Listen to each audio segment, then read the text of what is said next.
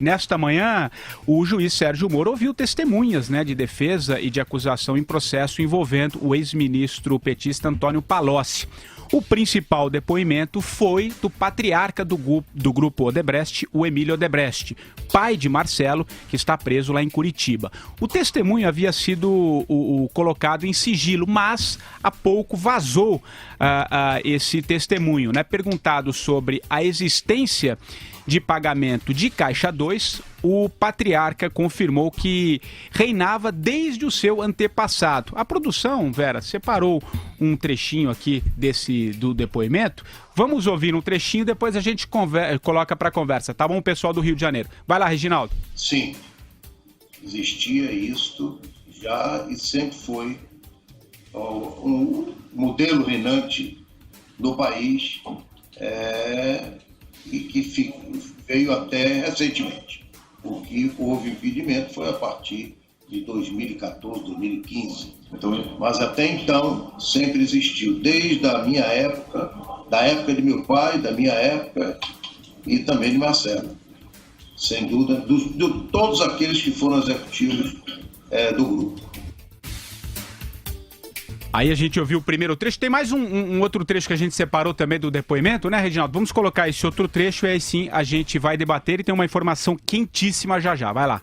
Sabia como conhecimento de quem que era a pessoa referida como italiano? Olha, existem muitos apelidos na organização. Eu seria leviano, irresponsável de dizer que o italiano pode ser também o nosso Palocci, identificado, até porque todo mundo que tinha descendência italiana também, de uma forma ou de outra, na organização poderia estar, como eu mesmo. Eu mesmo tenho companheiros internos na organização que são de origem italiana, que muitas vezes eu chamava de italiano. Aí, Vera Magalhães, eu começo com você, o nosso Palocci, mas antes eu acho que a gente tem, agora são 5h06. 3 em 1, a exclusiva da Vera. Vai lá, Vera. Minha gente, hoje vai dar pano pra manga esse vazamento. E vai dar pano pra manga porque o infalível juiz Sérgio Moro falhou, vai ter que responder. Foi por ali que vazaram os vídeos que estão disponíveis e eu recomendo que todos assistam porque são maravilhosos. Apesar do Emílio Odebrecht não aparecer diante das câmeras porque ele pediu, mas está lá o áudio como esses que a gente ouviu agora. E vazou porque houve uma falha no EPROC, que é como chama o sistema ali que onde ficam armazenados todos os processos da Lava Jato. Por alguns momentos apenas, eles soltaram esses vídeos no EPROC. E não era para soltar, porque o juiz Sérgio Moro concordou com o sigilo da investigação, desses depoimentos. E eles ficaram lá disponíveis, o Estadão, que não é bobo nem nada, o Fausto Macedo monitora aquilo ali dia e noite, pegou tudo e jogou no ar.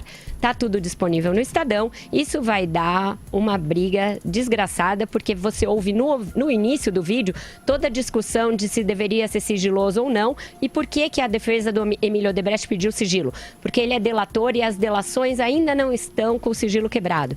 O juiz Sérgio Moro disse que a princípio uma coisa não tinha nada a ver com a outra, mas o Ministério Público não se opôs, ele concordou, determinou que ficasse em sigilo, mas o pessoal do EPROC cometeu uma barbeiragem e deixou no ar. Isso aí vai dar um certo pano pra manga.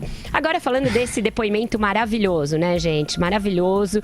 Você tem ali a noção da corrupção desde os tempos das capitanias hereditárias, desde os tempos da Bahia de Todos os Santos ali e tal.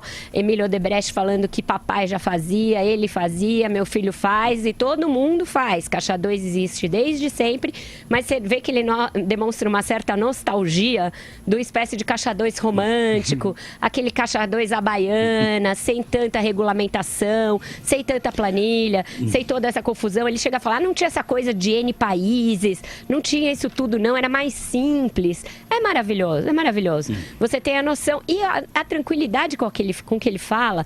Você vê que esse sujeito pode ficar vários meses, anos, com tornozelo tornozeleira eletrônica, o filho pode ficar preso, mas as gerações vão ser ricas. E se o pai pagou, ele pagou, o filho pagou, o neto vai continuar pagando. E ele tem a impressão de que é isso aí mesmo. Quanto ao italiano, não é que ele eximiu o Palocci, tá? É importante dizer, e isso está muito claro no vídeo. Ele diz que eram muitos os apelidos na organização, que é outra coisa maravilhosa. Diz que não tinha esse departamento da propina, mas só um encarregado dos pagamentos não contabilizados. E diz que tinha alguns de ascendência italiana, que eram chamados de italiano, inclusive o nosso Palocci. Maravilhoso. Andreasa, vai você, primeiro falando dessa questão daí da informação que a Vera trouxe, né, o EPROC. Acho que fizeram eprocaria, né, Andreasa? Mas o problema é as consequências que isso trará na relação com o Supremo Tribunal Federal, porque, como a Vera disse, o pedido de sigilo tem a ver com o fato de que, na condição de delator, o Emílio Odebrecht ainda está protegido por sigilo. E esse sigilo foi quebrado. O fato é esse. E aí é que entra o advogado, né? Vamos ver de que forma os advogados da Odebrecht, do Emílio, e dos outros na brecha, né, tentarão desqualificar o depoimento, atrasar alguma coisa, rever alguma coisa. Agora é preciso esperar. Sobre o depoimento do Emílio, o que eu acho curioso é que ele não está saudoso exatamente de uma época romântica do Caixa 2. Embora haja diferenças, né, com a passagem do tempo. Ele está saudoso da época em que não havia Lava Jato, da época em que não se investigava o crime de Caixa 2, tá? Agora, ele tem razão, as coisas se tornaram mais complexas, as exigências de uma empresa para entrar no esquema criminoso se tornaram mais complexas, porque o PT profissionalizou esse troço. É importante fazer distinção, tá? Caixa 2 é crime, sempre houve. Mas existe uma organização criminosa sem precedentes, criada, entranhada no Estado brasileiro. E é isso que precisa ser distinguido agora, certo? Propina é uma coisa, Caixa 2 é uma coisa. Ambos crimes. Mas o sistema de financiamento do partido, claro, com muita gente ficando rico, porque o dinheiro é tão grande que sobra para se botar no bolso. Estão aí as consultorias. A consultoria do nosso Palocci. Não é barato ser chamar alguém de nosso Palocci. Custa caro esse troço. Mas o que acontece no Estado brasileiro, o modo como esse sistema se entranhou, como todas as empresas estatais foram usadas para financiar um projeto de poder que tinha declarado por seus líderes, José Dirceu disse algumas vezes, 40 anos de prospecção.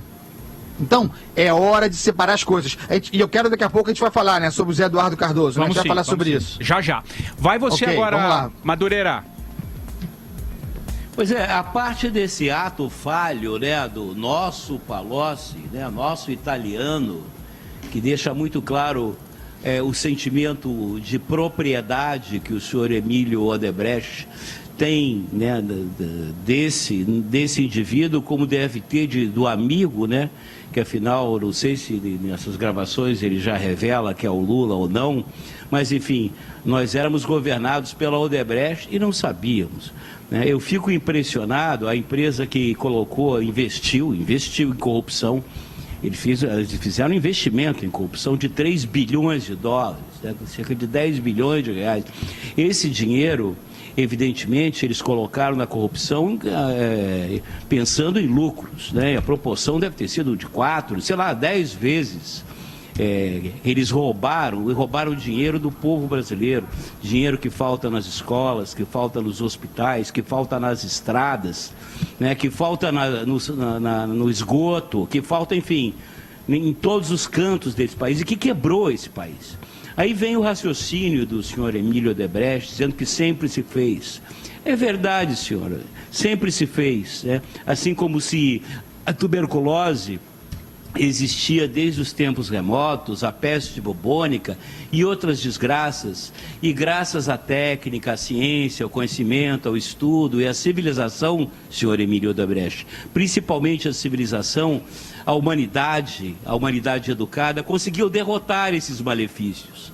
E os homens educados, e mulheres educadas, e crianças educadas, vão derrotar também esse malefício que o senhor, com tanta maestria e organização, seu filho e seu pai, durante tanto tempo exerceram, vão derrotar também, que é a corrupção. O seu filho vai ficar preso, o senhor vai ficar preso, e a memória da sua família está conspurcada por séculos e séculos e séculos. E assim será, senhor Emílio Odebrecht, né? Hoje o Brasil se confronta com a séria realidade. Falei muito sério, né? Que coisa. Agora, Mas é que a coisa é séria mesmo.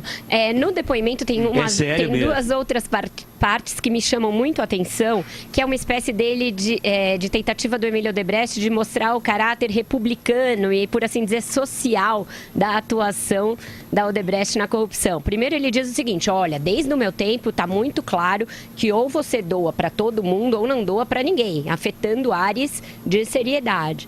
E depois ele diz o seguinte: eu não tenho dúvida da contribuição do grupo para as carências e os problemas do país. Chega a ser muita cara de pau, né, minha gente? Muita cara de pau.